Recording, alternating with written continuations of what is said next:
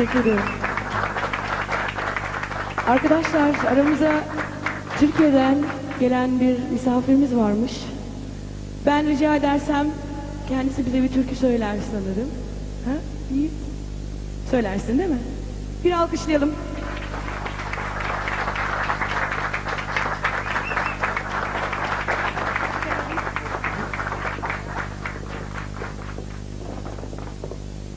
Herkese iyi akşamlar. Ben yeni geldim aranıza. Sizlerin yaşamış olduğu bu topraklara. Çıkınımda sevgi vardı. Şimdi bir de hasretlik eklendi.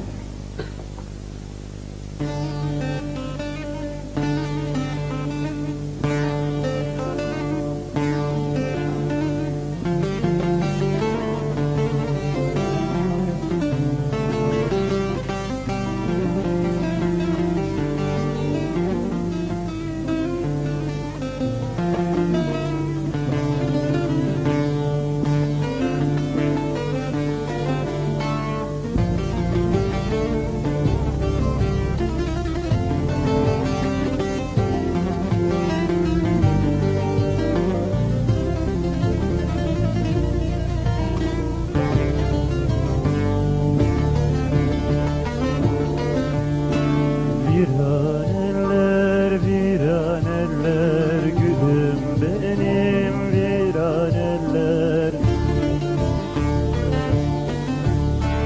Viraneler viraneler gülüm benim viraneler. Ey be gülüm anam zalim, babandan da ben razıyım.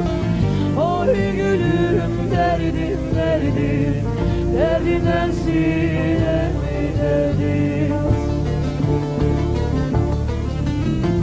Ey be gülüm anam zalim, babandan da ben razıyım.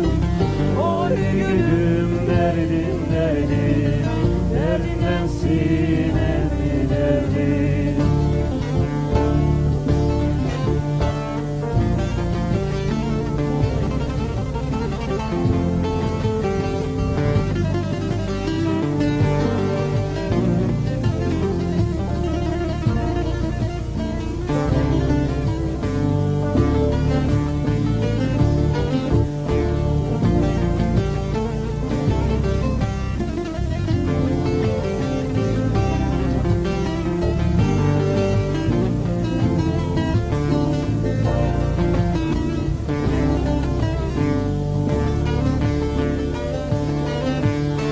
Dert ararsan derdim sensin, el yanında ne gezersin.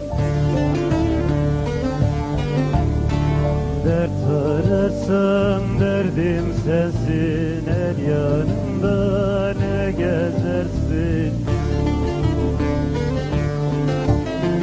gülüm dedim kalk gidelim, dünyamı ziyan ettin. Oy gülüm derdim derdim, derdinden sinemi derdin. Gülüm dedim kalk gidelim, dünyamı ziyan ettin. Oy gülüm Derdim derdim, derdinden sinemi